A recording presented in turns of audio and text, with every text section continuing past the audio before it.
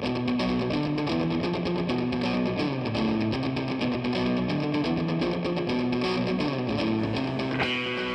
Pod, Episode 1007. 35. F. Lanes Creek, Oklahoma. By Hans-Eger Wenger.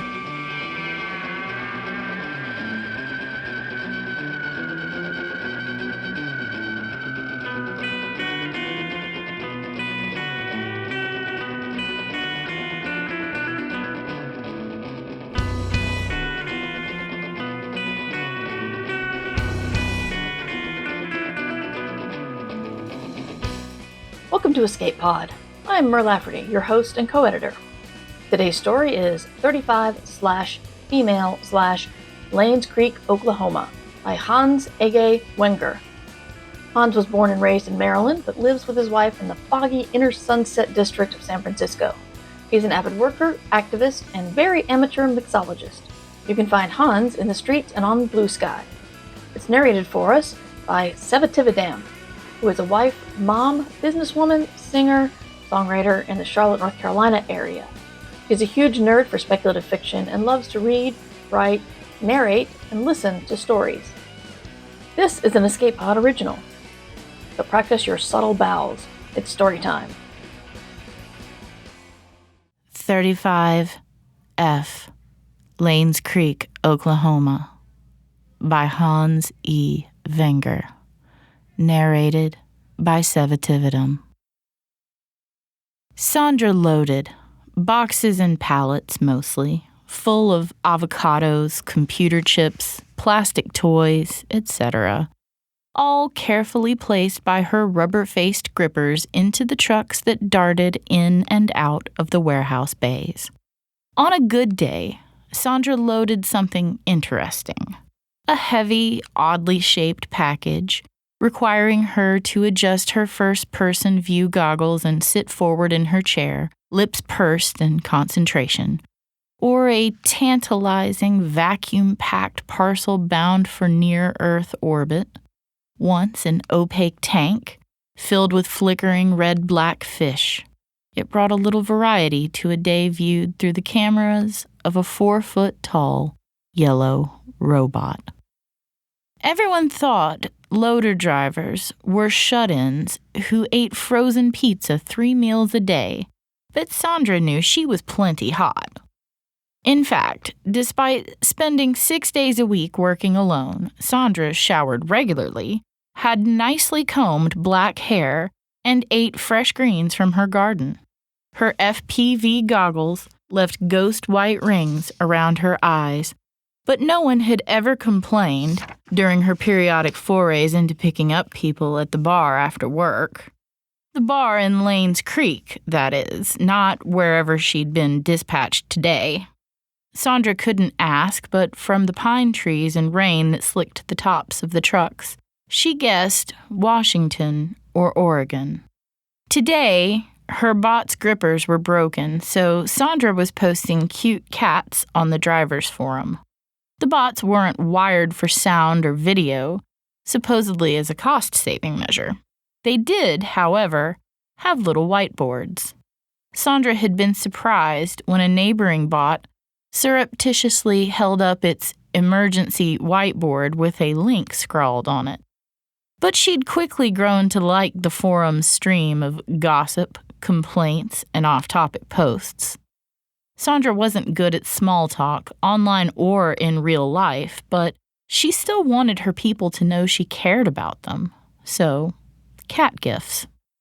Finally, a woman wearing a maintenance technician's overalls walked into her camera's view. She waved to Sandra. That was rare. The in-person employees were often stuck up when they weren't inattentive. Sandra lifted her busted gripper and gingerly waved back. No humans allowed near a robot in motion, the bot driver pre-employment training had said about 100 times. Lucy, that was what the woman's name tag said, didn't seem nervous about the bot. She also sang to herself as she worked, which Sandra liked. Not that Sandra could hear, but she'd gotten good at reading lips in her first year as a bot driver. Right now, Lucy was singing a pop song from last year. It reminded Sandra of her mom working in the kitchen, which was weird, because Lucy was hot. Not like older lady momcore hot, but hot, swipe right hot. Lucy had a nice curve in her nose and worked quickly and surely, sweat beading her short red hair. She leaned toward the camera to check a gripper, and Sandra straightened in her chair, feeling flushed at the sudden intimacy. Sandra's bot was soon working again, and Lucy began to pack her tools. Sandra considered giving her a thumbs up, but that didn't really seem appropriate as a thank you, or a flirtation. She knew from the forum that a few bot drivers took creepy screenshots of the in-person staff, but she'd never heard of anyone trying to hit on one. Lucy turned to go, and Sandra panicked. They were still too close together for her to risk a sudden movement toward her whiteboard. So instead, Sandra bowed, her bot's servos humming as it folded gently forward. She wondered if Lucy would assume the bot had suffered another malfunction. Instead, Lucy bowed back, winked, and walked off, her bag swinging behind her. And Sandra was in love. Well, not really in love. Sandra was too old to fall for a wink in a nicely swinging bag. Or that's what she told herself. Truth be told, Sandra's town didn't have many people her age. A lot of old people like her dead mom's friends and her extended family. And plenty of 22-year-old out-of-towners coming to work at the refinery for a season before going back to wherever else in the Midwest they were from. Most were fine enough for a night or 5, but not really girlfriend material. Even if some of them, she admitted in fairness, had been sweet for a time. Sandra did have her friend from high school, Ahmed, who taught at Lanes Creek Elementary. Ahmed, she was sure, was not mooning over any girls in other states. He loved Oklahoma. Loved the wide prairie and the low rolling hills. Loved the potluck gatherings even if he didn't care for the 7-layer salads and lime green Miracle Whip concoctions. Loved being placed in the middle of a web of deep generational connection, like the kind his family had to leave behind in Iraq. And Sandra, when she was being honest with herself, loved it too. She loved it despite occasionally wondering what her life would be like if she'd left. So instead of thinking about Lucy, Sandra tried to focus on her people. She helped her mom's cousins repaint their house and visited her elderly neighbor in the hospital. She went to a 4-H fair and seriously attempted to buy a prize pig. She even kissed a soft-spoken veterinarian with a nose ring after a late-night bonfire in Tulsa. But the vet turned out to be a terrible texter, and so Sandra kept an eye out at work. Whenever she logged in, she'd rotate her bot to the door of the loading bay and look for pine trees. And she'd be disappointed any time she didn't see them. Sandra's chance came a week later. She was driving at what she came to think of as Lucy's warehouse when her squat bot slewed drunkenly in a circle. A bad track, most likely. Sandra triggered a maintenance alert in the app, then leaned back in her chair. She wondered if she could get her gardening done while she waited. The goggles had a built-in accelerometer, but if you moved slowly enough, you could walk around your house without tripping it. Another one of the tricks that she'd learned on the bot forum. More than that, Sandra hoped she'd get a certain maintenance technician. She was in luck, although it took almost an hour. Sandra was kneeling in her garden, slowly removing dandelions from around the kale, when she saw Lucy walk up to her. She waited, a smile stretching her face behind the goggles, then bowed when Lucy got close enough. Lucy did a little double take, which looked cute on her, laughed, and solemnly bowed back. She then looked down at the bot's track, sighed silently, and pulled out a touchpad to type out a request. Lucy looked stressed, Sandra observed with ghostly concern. Lucy got a reply to her message and held up the touchpad toward the bot's camera, which Sandra appreciated. A replacement track was being brought from off-site, ETA 45 minutes. Lucy sank down, leaned against the bot, and drank from a water bottle. Sandra tried hard not to stare, though she knew Lucy couldn't tell where the bot's cameras were looking. It felt sweet, both sitting in silence, close to each other. She wanted to reach down and ruffle Lucy's hair. Finally, after another sip of water, Lucy reached upward and unsnapped the whiteboard from Sandra's bot. "I'm Lucy," she wrote in a looping script. It looked like the handwriting of someone who'd been forced to learn cursive at a young age and never quite gotten over it. She wondered if Lucy had gone to Catholic school. Sandra used her bot's gripper to so carefully pluck the thick marker from Lucy's hand.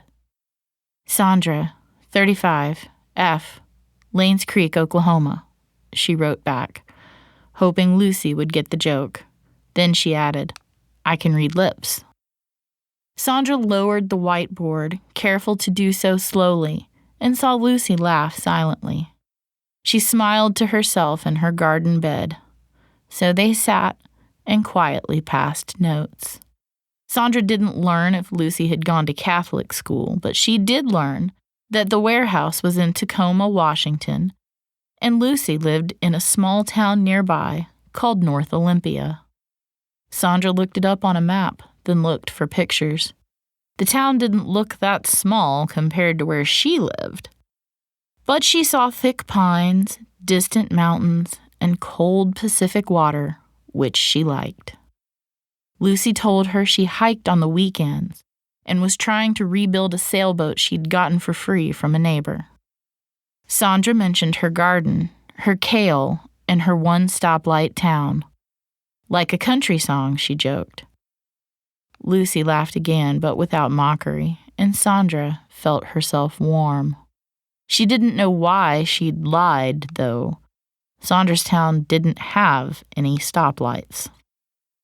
"I was hoping you were a girl," Lucy said finally, her lips moving slowly and deliberately as she gazed straight into the camera. "I bet you're cute."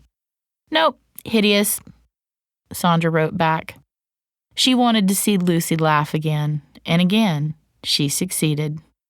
The replacement part arrived 2 minutes later, and Lucy snapped it in. Reluctantly, Sandra thought. But this time, before she turned to go, it was Lucy who started the bow, and Sandra who returned it. "See you next time, Sandra," Lucy mouthed to the bot's camera. "See you next time, Lucy," Sandra said to her garden bed. "Why don't you give her your phone number?" said Ahmed. "Like, that seems easy, right? You could just text her instead of waiting to see her?"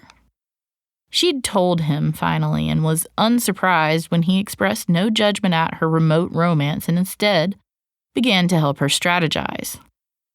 They were sitting on her back porch, drinking beers and watching the sunset. Ahmed had just gotten off work and was dressed in slacks and a button-down shirt, though the top buttons were undone. His Mr. Nazim costume, he called it. She knew he told the students to call him Ahmed. "I just haven't found the right moment," Sandra said. Ahmed scoffed but didn't press. He was a good friend like that. Sandra could ask for Lucy's number, obviously.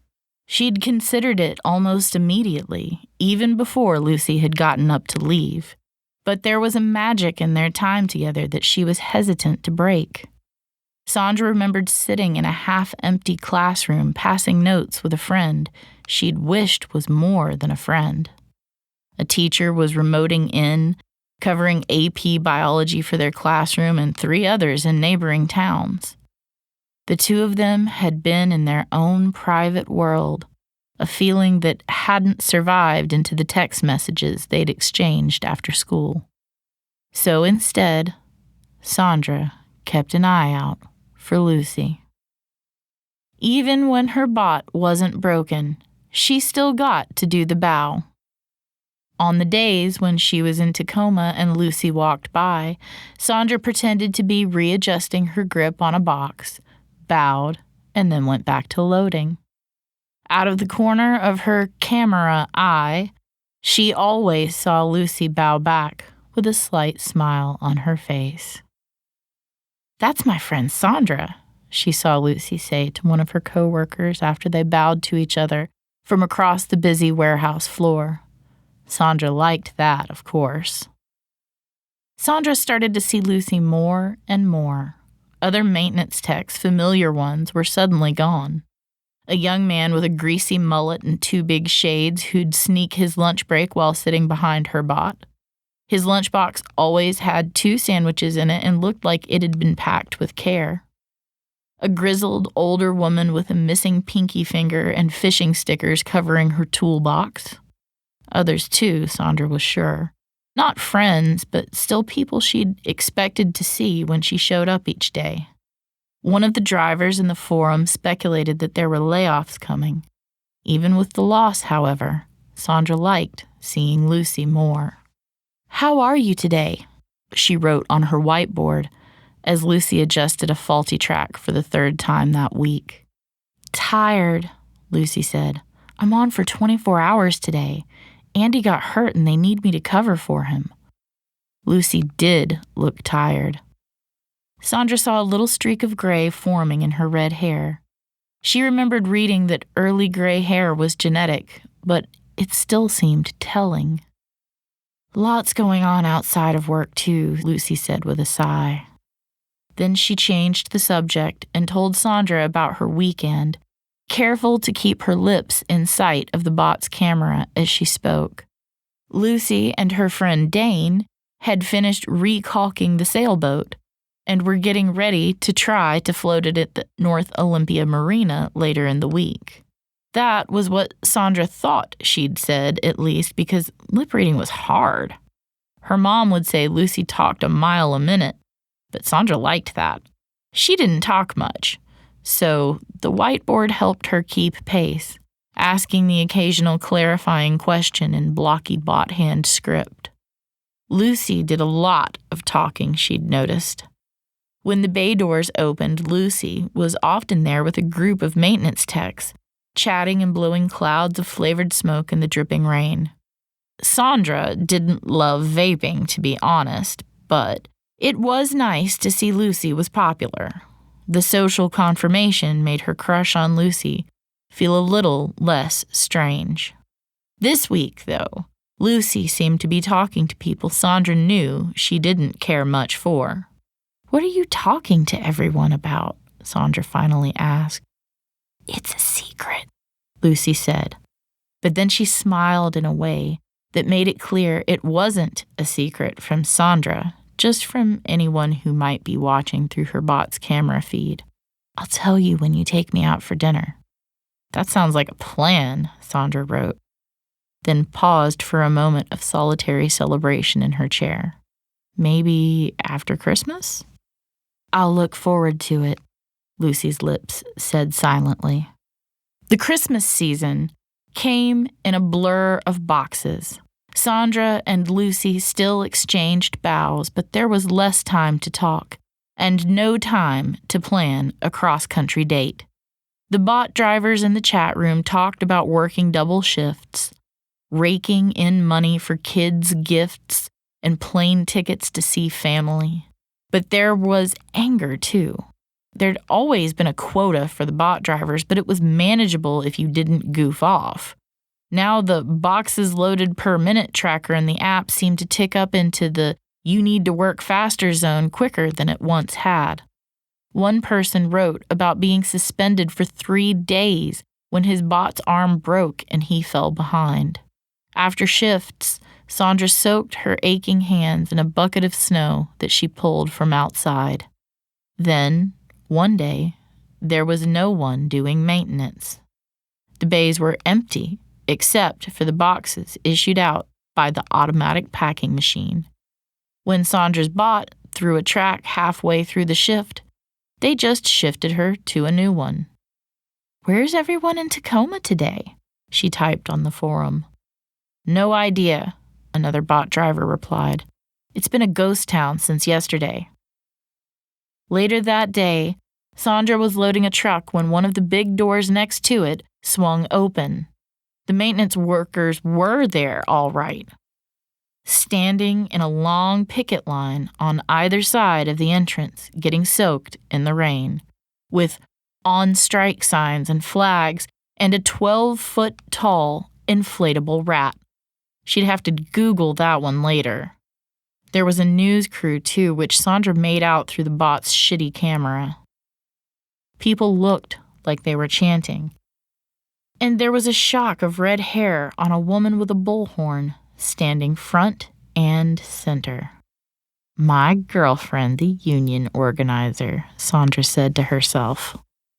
She didn't totally know how she felt about unions, even if she knew exactly how she felt about Lucy.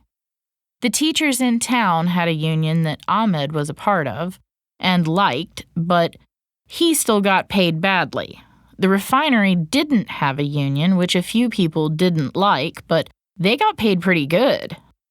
Sandra trusted Lucy, though. She was also tired of getting paid minimum wage to develop early onset finger arthritis. Later, when Sandra was retelling the story, she wished she could say she'd thought about the decision for more than 10 seconds. But as Ahmed often reminded her, Sandra was always a complete and utter fool for love. Sandra wheeled her bot out into the empty parking lot. She imagined they'd try to stop her. Not all the in-person workers were maintenance people.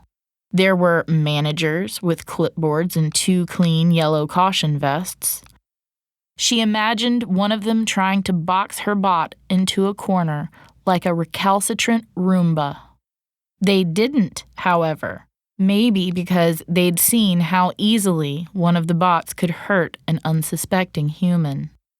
She drove up to the picket line, getting a close-up look at the dripping pine forest outside the warehouse, which was nice, and also at Lucy, which was nicer. Lucy was in her element, clearly, eyes bright despite the rain that soaked her hair. Sandra rolled right next to Lucy, bowed, and then feeling like she was in a movie, raised her bot's little gripper hand in a fist in the air. "Hi," Lucy mouthed to her, then stepped close to the bot's camera.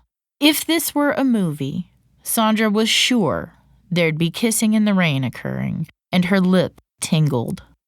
Then her view dissolved into broken static, followed by an error message from the app.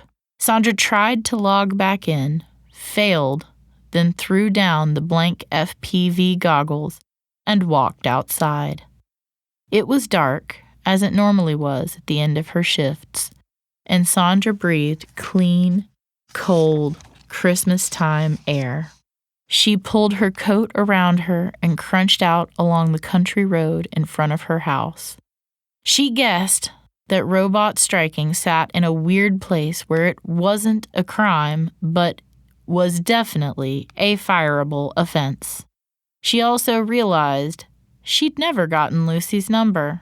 "Shit," Sandra said. The next week, Sandra was looking for jobs. She'd gotten fired, of course. Fired gig worker style, where she'd tried to log back into the app only to have it tell her that her account had been terminated. Disciplinary issue, the app told her. They'd paid her, at least, for a shift that stopped exactly the moment her bot had crossed outside the door of the warehouse. 9 hours, 13 minutes, 43 seconds, her last pay stub read. Ahmed had laughed when she'd shown it to him, then taken her out for a beer. "Proud of you, bud," he'd told her, "though I'm sorry you didn't get the girl too." The bot drivers loved Sandra. They'd pulled endless clips from the news crew of her bot rolling out and raising its mechanical gripper next to Lucy. People began putting a gif of the little bot with its raised fist underneath posts complaining about hours or quotas. Sandra also learned on the forum that the strike had worked, or it hadn't failed. The maintenance teams were negotiating, said the article one of the drivers posted, which seemed better than the maintenance teams had all been fired or there's an entirely new maintenance team. She was happy about that. In fact, Sandra was okay, or not broke at least.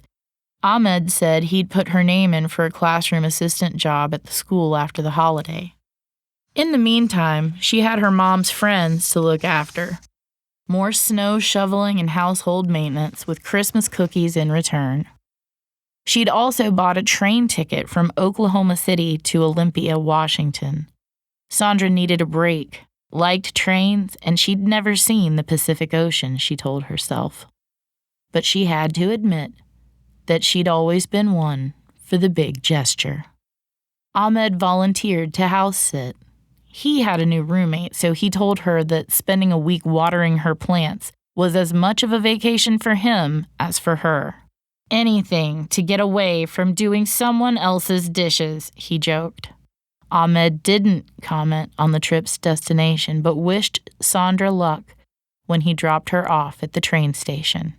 After a semi-sleepless 2-day ride across snowy prairies and tall mountains, Sandra drove to the North Olympia Marina and dipped her toes in the Pacific. It was cold as shit. Then she asked the marina attendant about any recent boat launches by a woman with red hair. The attendant laughed. "Sure, I know Lucy," she told her. "That boat almost sank 2 minutes after it was launched. Her and her friend had to pull it back in with a rope and bring it back to their place down the street." So that's how Sandra got to Lucy's house, which looked like she'd imagined it. A white bungalow, surrounded by scrub pines and with a porch that leaned slightly to the right. Chickens wandered the front yard and clucked lightly at her before running away. Sandra got out of her rental and crunched up the gravel drive. There was a sailboat, obviously under construction, on a trailer with 2 flat tires at the top of the driveway, but no car. The house was dark, and she saw a small pile of mail had accumulated on the porch. Sandra rang the bell, and of course, no one answered. Swallowing her frustration, Sandra stood on the porch and considered what to do next.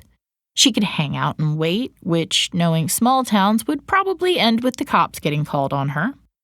She could leave a note, which might not get read until Lucy got back and might also seem super creepy. Or Sandra could go check into her hotel and pretend she'd actually come here to enjoy the Washington coast. More practically, she could check into her hotel, stalk social media until she found Lucy, then message her that she was in town for totally unrelated, non-stalker reasons. She'd just about decided to go ahead with the last plan when her phone rang. Sandra saw Ahmed's name. Hoping her house hadn't decided to add insult to injury by burning down, she picked up. "Lucy's not here," said Sandra. "Well, in fairness, you're not here either," he said, and requested to change over to a video call. Sandra accepted half by reflex and was greeted by Ahmed smiling widely. He turned the camera, and Sandra saw Lucy standing on her porch. Her porch! After 2 stunned beats of silence, the two bowed to each other. Sandra didn't miss the nervousness in Lucy's eyes, which she imagined was likely reflected in her own. But then Lucy laughed. She had a nice, deep laugh. Sandra couldn't help but laugh too. In the end, they decided to meet in Denver. which they did. No cameras involved.